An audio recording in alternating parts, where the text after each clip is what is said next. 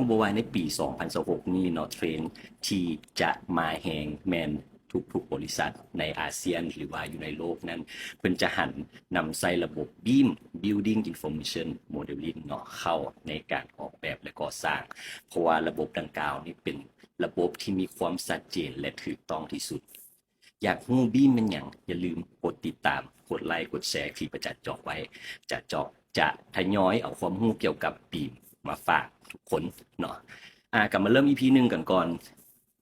บีมนี่คันอธิบายเป็นซับง่ายๆเนาะทุกคนสังเกตเห็นบ่เวลาเฮาแต้มเวลาเฮาเปิดปึ้มแต้มหามันจะเป็น 2D เนาะซึ่งสมัยก่อนเฮาจะแต้มออกแบบนะเป็น 2D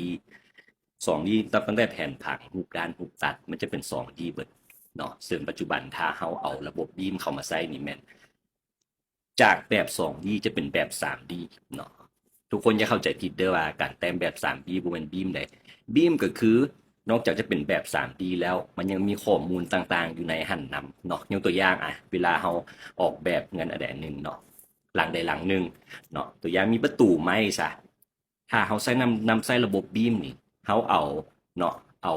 เมาส์ไปจี้ใส่อินโฟมิชันของมันเนาะประตูไม้ก็จะบอกรายละเอียดทุกอย่างเส้นขนาดเท่าใดราคาเท่าใดไม้ประเภทใด